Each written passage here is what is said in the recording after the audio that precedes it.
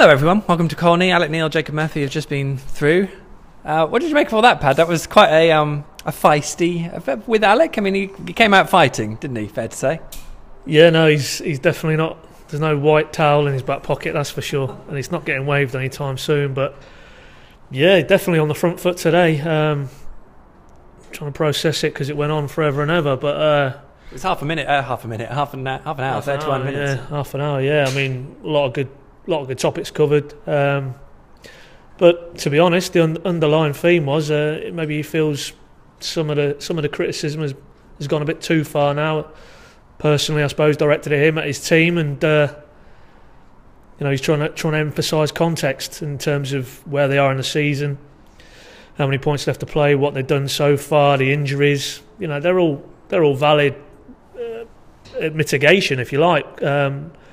But I don't think there is any sense of a down or overplaying exactly the situation they find themselves in, and ultimately it's all about what happens on the pitch. We've had a long chat here now, and he's certainly got a few things off his chest, but it's what happens at Derby, really. Yeah, he did have a little dig at some of the media comments, but I guess you guys don't really want to care about that, and ultimately we all say we always give our own opinions honestly and fairly, and that's what we do. It was interesting to me that he mentioned the fact that the things he's been hearing from people about Premier League squad, Premier League players were the same as when he arrived, and he really doesn't like it, and he's been trying to drill in that that's not the way to be. I mean, we've heard it a lot recently. It surprised me. It's great that he's acknowledged it and said it, and it surprised me that we're in this situation where it's happened again. But I guess he was talking about the club in general as well as players and board and people like that. What I don't like, and we heard it again today, is this basically implication that they won 7 out of 8 and they got complacent, and that's underlying what's happened since. Well, I'm sorry, but there shouldn't be any complacency. The situation they're in, they got relegated last season. They should be fully to the metal. Look at Newcastle, what they're doing, irrespective of the debate about the vast wealth they've got there and the resource that they've got. Norwich are no poor relation to the majority of this division, and for them to be complacent and got to the mindset, which is effectively what he's been saying. They said it again today, that it was almost we just had to turn up. That's not acceptable. It's not acceptable, and that stems from the manager. He has to set the tone.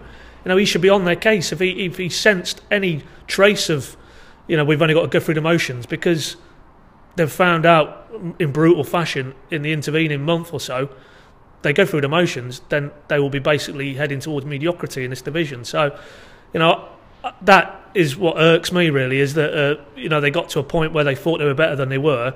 They're not. They're Championship players, and the less we hear about it's a Premier League squad or they've retained Premier League players, they haven't. They've got Championship players, and they need to crack on again. It's interesting. I think not many teams can turn 7 wins out of 8 into a negative, which is effectively what's happened, because it's made them complacent by all accounts. And he was very defensive about his team selections, tactics as well. And you were quizzing him quite hard on that. What did you make of what he came out with? Well, I mean, I just thought the point about youngsters is a valid one in terms of, in this 4-week period, Jacob Murphy aside, have we seen? Okay, Louis Thompson was in and unfortunately he's picked up a knock, but have we seen these other lads who would inject a bit of energy and a bit of dynamism and a bit of enthusiasm, which from what I can see has been sadly absent with the tried and trusted? He basically came back to me and more or less defended his record in terms of developing young players, and this club apparently hasn't had a season in a long time where there's been so many young players in and around it. That's fine in the EFL Trophy or the EFL Cup or development competitions, but we're talking about the last 4 weeks in the Championship, when it's basically just been, to my mind, just this kind of listing kind of frustration in terms of the performance levels and what they're producing. Why not pep it up? I said on the Q&A earlier in this week, they couldn't have been any worse if you'd put a few of them young players in.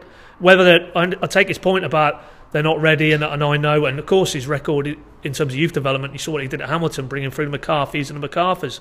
Nobody doubts that A, he is pro-youth, and B, he can develop players. But to almost just basically park the Canoses, park the Godfreys and these characters, Josh Murphy, he's getting 2 minutes here or there, isn't he? What was to lose when you're on this downward spiral? And it might have gone the other way. They might have just injected something and sparked it again, and then you take them out again, as we've seen with Jacob. We're not saying now but throw out the old players, bring in the young brigade, and go with that. Of course you don't. But that here and now, that what they've been badly missing, for my mind, is a spark. And you get that with young players. You get that energy because they're not scarred, if almost, by what's gone on before. So, I find it strange on that particular topic. But ultimately, he's right. He sees them day in, day out. So, really, you have to go with his judgment. Well, whether Alex Pritchard's involved in that as well, because he dropped out of the 18 entirely up at Queen's Park Rangers. So we'll see if we see him this weekend at Derby. Johnny House and Eva Pinto still going to be out for a while by the sounds of it. Matt Jarvis not too far away. Sounded like it, so yeah. That's promising. Yeah, I mean, nobody disputes the two you mentioned here, Howson and Pinto, massive players. And I think the stats show as well, when they've been in the side this season, that's pretty much where the wins and the draws have come from. So, of course, you're going to miss those two. But, as I say, it sounds like Malumbu is probably going to be close to selection this weekend. And I think a player of his ilk is badly needed, I think. Because, again, I asked him central midfield. I just feel on this run, they've basically not been good enough, and in the Championship particularly, where a lot of it is energy and endeavour, they've just, for my mind, lost that key area of the pitch, and it's no coincidence there that results have followed.